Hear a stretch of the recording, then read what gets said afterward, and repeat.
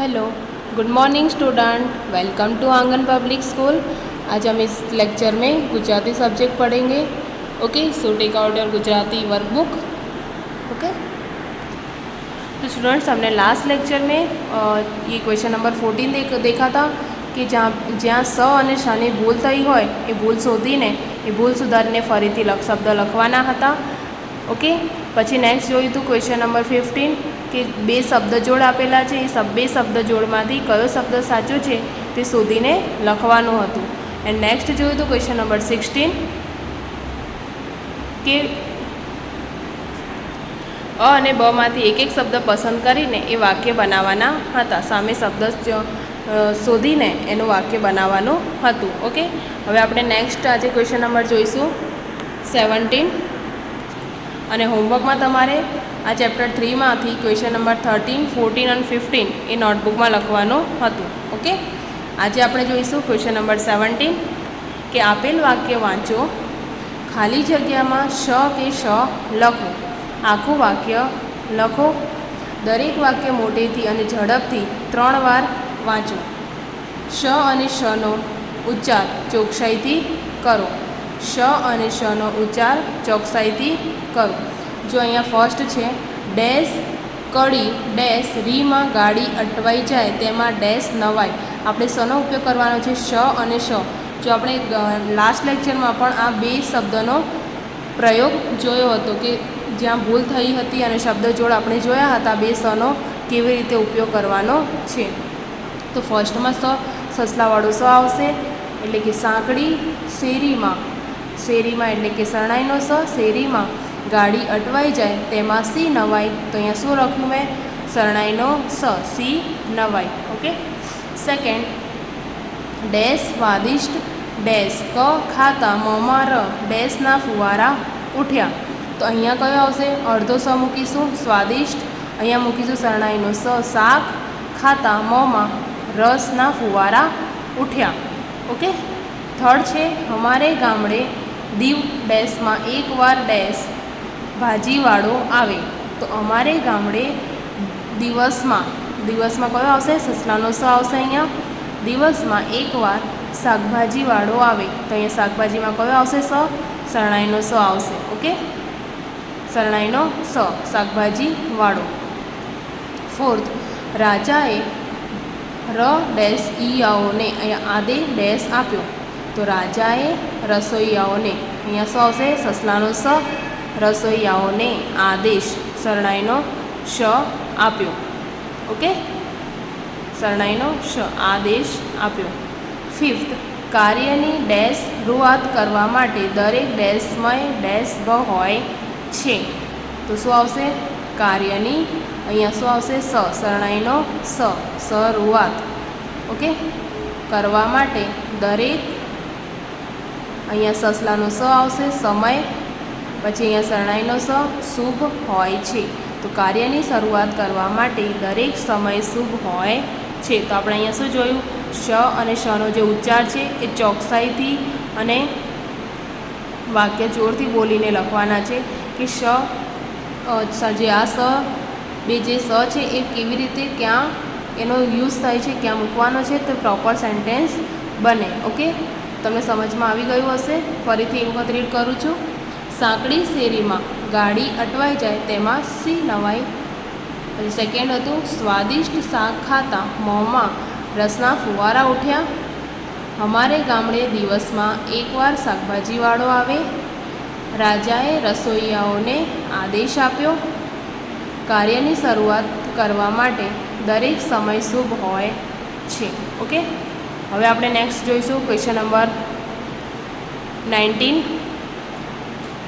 કે કવિતામાં આપણે અહીંયા જે કવિતા જોઈ હતી ભાઈ બહેનની જે ધાબળો ઓઢાડીને બહાર ફરવા ગયા હતા, એક કવિતામાં એવી કઈ કઈ વસ્તુઓ છે જે આપણે જોઈ શકીએ, અડી શકીએ, તેમજ જેને જમીન સાથે કે આકાશ સાથે કોઈ સંબંધ હોય, શોધો અને કોઠામાં લખો। ઓકે, તો આપણે અહીંયા લખવાનું છે કે આપણે કઈ કઈ વસ્તુઓ જોઈ શકીએ છીએ, એને અડી શકીએ છીએ કે જમીન સાથે કે આકાશ સાથે કોઈ સંબંધ હોય।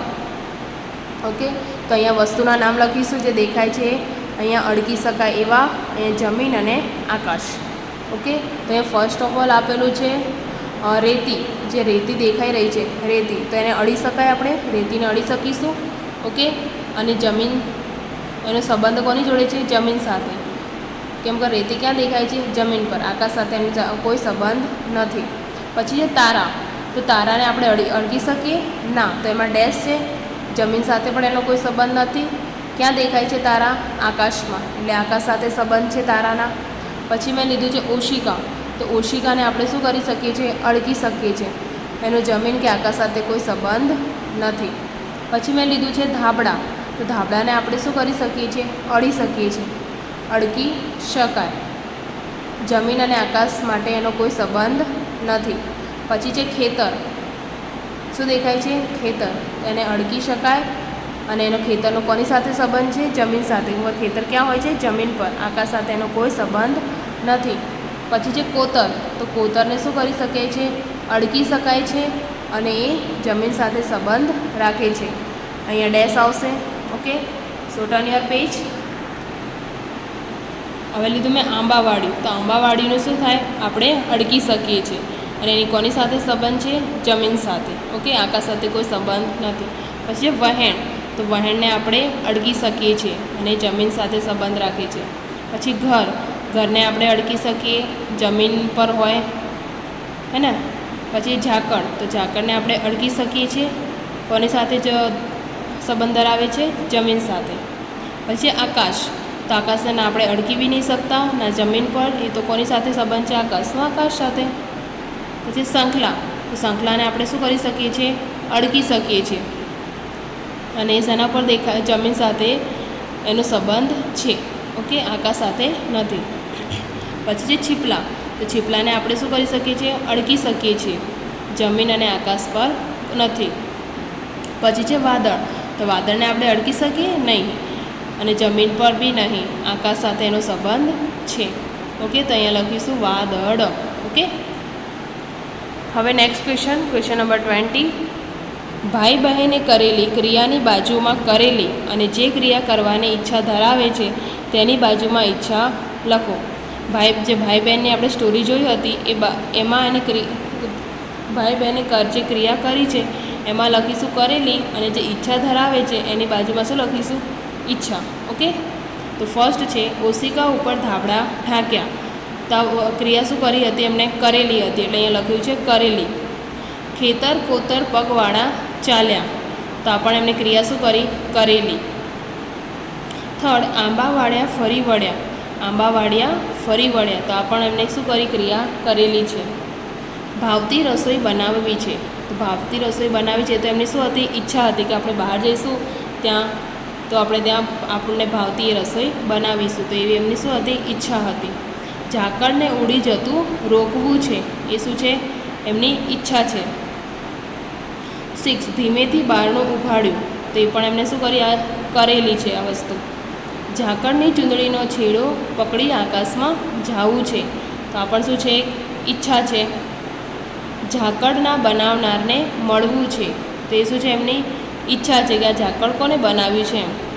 ઘરની બહારના વાતાવરણની હવાની મજા માણી, તો આ વસ્તુ શું છે? ક્રિયા એમને કરેલી છે. બહાર જે ઘરની બહારનું જે વાતાવરણ છે, હવાની મોજ છે, એમને કરેલી.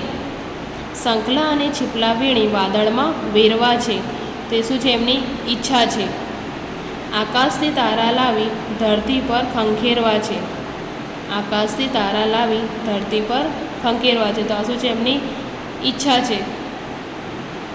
ઘરના લોકોને જાણ ન થાય તેમ ભાઈ બહેન ચૂપચાપ ઘરમાંથી ભાગ્યા, તો આ વસ્તુ શું છે? એમને કરેલી છે. ઘરના લોકોને જાણ ન થાય એમ એ લોકો ઘર ચૂપચાપ ભાગી જાય છે, તો આ વસ્તુ શું છે? આ ક્રિયા એમણે કરેલી છે. ઓકે, પછી આગળ જોઈએ નેક્સ્ટ ક્વેશ્ચન નંબર 21.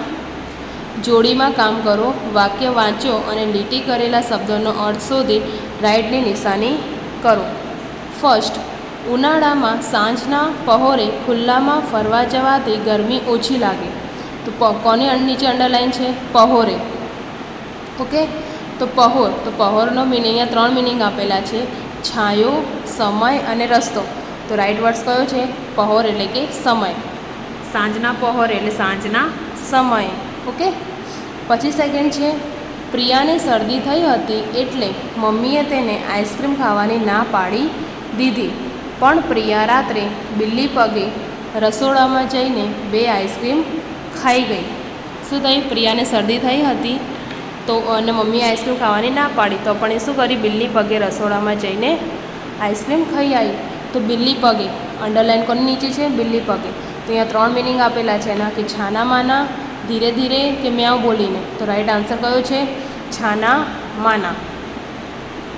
પછી થર્ડ, નદીનું વહેણ એટલું ઝડપી હતું કે હોડીને કિનારે લાવવી મુશ્કેલ થઈ પડી. શું થયું? નદીનું જે વહેણ હતું, વહેણ એટલે કે પ્રવાહ. શું છે? વહેણ. એના 3 મિનિંગ છે: જોરદાર, પ્રવાહ અને દિશા. વહેણ એટલે કે પ્રવાહ, જે એનો ફ્લો છે. ઓકે, પાણીનો ફ્લો એટલો હતો કે હોડીને કિનારે લાવવી મુશ્કેલ હતી. ઓકે, હવે નેક્સ્ટ જોઈએ આપણે આગળ. મમ્મીની સાડી વચ્ચેથી સારી છે, પરંતુ એની કોર ઘસાઈ ગઈ છે. કોર એટલે કે કોની નીચે અંડરલાઈન છે? કોર નીચે. તો આપણે કોરનું જોઈશું. અહીંયા વચ્ચે, ધાર, છેડે છેડે અને ચારે બાજુ. તો રાઈટ આન્સર કયો છે? ધાર. જે કોર હોય છે સાડીની, એને શું કહેવાય? અહીંયા કોરને ધાર. ઓકે, હવે ક્વેશ્ચન નંબર 22. વાક્ય વાંચો અને સાચુકલું છે કે કલ્પના છે તે લખો. એટલે સાચુકલું એટલે કે સાચુકલું છે કે પછી કલ્પના એટલે કે ઇમેજિન કરે છે. તો અહીંયા ફર્સ્ટ જે 2 ભાઈ બહેનો જે છે એ ભાઈ બહેન વચ્ચે શું થાય? એ લોકો ઇમેજિન કરી રહ્યા છે કે સાચકલું એટલે રિયલ થયું છે. રિયલ અને ઇમેજિન કરવાનું છે. ફર્સ્ટ, ખૂબ ઠંડો પવન વાય છે. તો શું હતું? રિયલ હતી. રિયલ હતું એટલે સાચુકલું. સેકન્ડ, ઊંચા આકાશમાંથી તારા નીચે લાવવા છે. ઉપર આકાશથી શું કરવા છે? તારા નીચે લાવવા છે. તો એ શું કરી? એમને કલ્પના કરી, ઇમેજિન કર્યું છે એમણે. ઓકે. થર્ડ, અજવાળી રાત્રે ખેતર ફરવા છે. તે શું હતી? એમની કલ્પના હતી, એટલે કે ઇમેજિન કર્યું તેને કે અમારે અજવાળી રાત્રે ખેતર ફરવા છે. ફોર્થ, ખુલ્લી હવામાં ફરવાનો આનંદ ખોળે છે, આવે છે. તો ખુલ્લી હવામાં ફરવાનો આનંદ આવે છે. તે શું હતું? સાચુકલું એટલે કે રિયલ હતું કે આપણને ખુલ્લી હવામાં ફરવાનો આનંદ બંને ભાઈ બહેનને આવે છે. પથરાયેલું ઝાકળ ચૂંદડી જેવું લાગે છે. તો આ શું હતું? સાચુકલું, રિયલ લાગતું હતું. ભાઈ બહેન ભાગ્યા તે બા બાપુને ખબર નથી. તો આ શું છે? રિયલ હતું. મા બાપુને ખબર જ નથી, એટલે આ સાચુકલું થશે. 7, સોનેરી કોરવાળી વાદળી લાવવી છે. સોનેરી કોરવાળી વાદળી લાવી છે. આ શું હતી? એમની કલ્પના હતી, એટલે કે ઇમેજિન કર્યું હતું. ઓકે, આગળ ક્વેશ્ચન નંબર 23. કાવ્યમાંથી બોલવામાં સરખા લાગતા શબ્દો શોધીને લખો. અહીંયા ઉદાહરણ લખ્યું છે મેં, જાગતા. તો એનું શું આવશે? ભાગતા. જેમ કે તમે ઇંગ્લિશમાં રાઇમિંગ વર્ડ્સ લખો છો એ રીતે જે છે આમાં. દાખલા તરીકે છે જાગતા, તો ભાગતા. અહીંયા ફર્સ્ટ છે આગડા. તો આગડાનું શું રાઇમિંગ વર્ડ એમાં પોયમમાં છે? ધાબળા. સેકન્ડ જાણતા, તો માણતા. વાકડું, તો સાંકડું. બોલવામાં કેવા લાગે છે? બંને શબ્દ સરખા લાગતા હોય, પણ મિનિંગ કેવા હોય? અલગ અલગ. મિનિંગ અલગ અલગ પણ બોલવામાં સેમ. ખાંડવી, તો સાડવી. ફિફ્થ, અજવાળિયા. તો અજવાળિયાનું શું થશે? આંબાવાડિયા. ઓકે, અજવાળિયા તો આંબાવાડિયા. 6, બાંધશું. બાંધશુંનું શું થશે? રાંધશું. ઓકે, બાંધશું તો રાંધશું. તો આ શું હતા? કાવ્યમાંથી બોલવામાં આવેલા સરખા લાગતા શબ્દો હતા. ઓકે સ્ટુડન્ટ્સ, તો સ્ટુડન્ટ્સ તમારે હોમવર્કમાં રાઇટ ક્વેશ્ચન નંબર 17 અને જે 21 છે, 17માં જે આપણે શ અને શનો ઉચ્ચાર જોયા અને વાક્ય બનાવ્યા હતા એ લખવાનું છે. એન્ડ ક્વેશ્ચન નંબર 21માં જે લીટી કરેલા શબ્દોનો અર્થ શોધીને રાઇટ કરવાનું હતું એ લખવાનું છે નોટબુકમાં, PDF ફાઇલમાંથી. ઓકે, તો તમારે વર્કબુકમાં પણ ક્વેશ્ચન નંબર 23 સુધી કમ્પ્લીટ કરવાનું રહેશે. ઓકે, એન્ડ નેક્સ્ટ લેક્ચરમાં આપણે ક્વેશ્ચન નંબર 24થી કન્ટિન્યુ કરીશું. Okay students, so thank you. Have a nice day.